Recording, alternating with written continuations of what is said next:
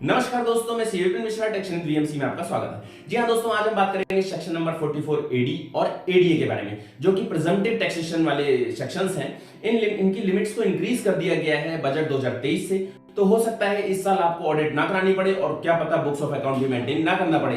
तो आइए जानते हैं लिमिट इंक्रीज करके क्या कर दिया गवर्नमेंट ने और किस पे ये अप्लाई होगी। तो आपको वीडियो एंड तक देखना है ताकि आपको पूरा नॉलेज पता लग सके और हो सकता है आप पे ये अप्लाई हो जाए। आपने भी अभी तक हमारे चैनल को सब्सक्राइब नहीं किया है तो चैनल को सब्सक्राइब करें और बेल आइकन दबाना ना भूलें ताकि वीडियो का अपडेट आपको मिलता रहे। तो आइए जानते हैं।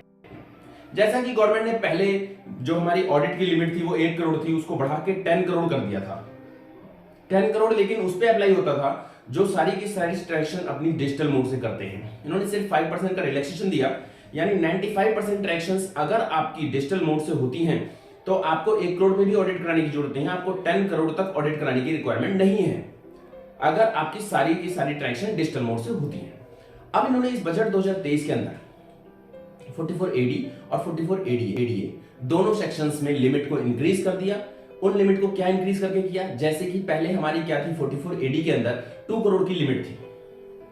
अगर हम कोई भी ट्रांजैक्शन करते हैं और 44 एडी अप्लाई कर लेते हैं तो हमारी जितनी भी टर्नओवर है उसका हम प्रिस्क्राइब्ड परसेंटेज प्रॉफिट डिक्लेयर कर देते थे, वो था 6% और 8%। अगर सारी ट्रांजैक्शन आपकी बैंक के थ्रू हुई हैं तो आप 6% डिक्लेयर कर दीजिए। अगर आपकी सारी ट्रांजैक्शन अदर देन बैंक हुई हैं तो 8% डिक्लेयर कर दीजिए। ना तो आपको बुक्स ऑफ अकाउंट मेंटेन करने की जरूरत, ना ही ऑडिट कराने की जरूरत। अब वो लिमिट 2 करोड़ से बढ़ा के 3 करोड़ कर दी इस बजट 2023 में, जो 1 अप्रैल 2023 से एप्लीकेबल हो गई है।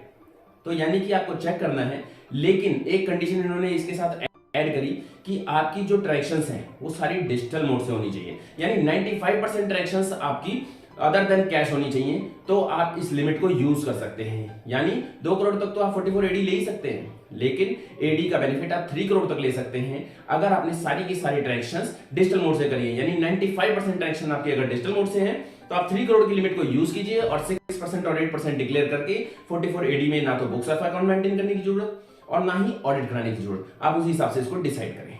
ऐसे ही सेक्शन नंबर 44 एडीए जो कि प्रोफेशनल्स के साथ था, उनमें इन्होंने कहा था 50% डिक्लेयर कीजिए और आपको कुछ भी करने की जरूरत नहीं, बुक्स ऑफ अकाउंट मेंटेन भी नहीं करना, ना ऑडिट करने की जरूरत। इसमें ये लिमिट पहले 50 लाख की थी। इस बजट 2023 से ये लिमिट 75 लाख हो गई, लेकिन इसमें भी वही कंडीशन आई, क्या कि आपकी सारी की सारी ट्रांजैक्शन डिजिटल मोड से होनी चाहिए। यानी 95% ट्रांजैक्शंस आपकी डिजिटल मोड से अगर हो रही हैं तो आप 50 लाख की जगह 75 लाख तक 44 एडीए को यूज करके 50% अपनी जो प्रॉफिट है डिक्लेयर करके आप टैक्स दे दीजिए। ना तो आपको बुक्स ऑफ अकाउंट मेंटेन करना है और ना ही आपको ऑडिट कराने की जरूरत है।